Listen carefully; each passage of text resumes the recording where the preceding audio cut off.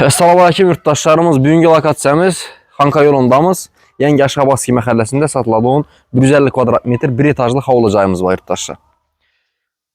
Fasadları traversil boğan, əlləri çəşkə boğan etibarətəmiz köçələrimizdən giyin.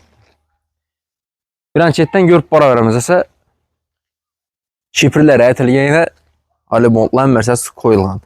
Əlində kanalizasiyalarım var. Bismillahirrahmanirrahim deməsə içan qısmına girib gidiyoruz. Qadın işlərimiz dəmir eşik.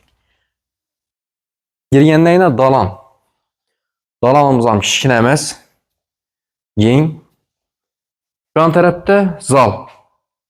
Həm yerimiz polni şpaklovkadan çıxıb durdu yurttaşlar. Zalımızda razmeram kompaktni, zor. Yukarılarımız görünləyinə balarla bilan basır qoyubdular. Ayakımız deyən yerimiz teşkiban doğru laminat ətbərvərəsdə yurttaşlar. Qarşı getəmiz.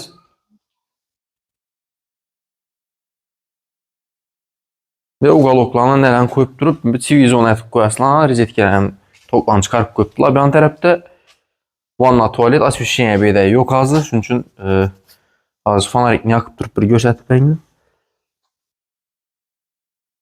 Sanucumuzun yenilikine qaranlar, sanucumuz vapşə kətdə, tördə məsələn kətdə vanna qoysa azaram sığadı, kir maşin, unitaz, əmmərsə sığadı belə yurttaşlar. Bərəndlikən bərənd cayımızın. Bir anda spalnya. Spalnyamızın aynası daran tərəfə qaran, razmeri ortaça razmerdə, kişkinə əmməz, kətdə əmməz yurttaşlar. Qarşı getəmiz.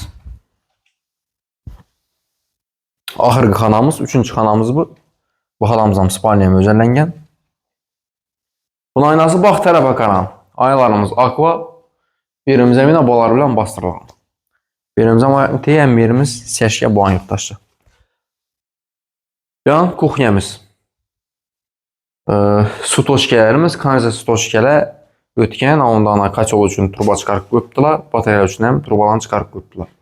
Aynalarımız bax tərəfə qaran. İndi bax tərəfdən bir göstərib verəmiz az.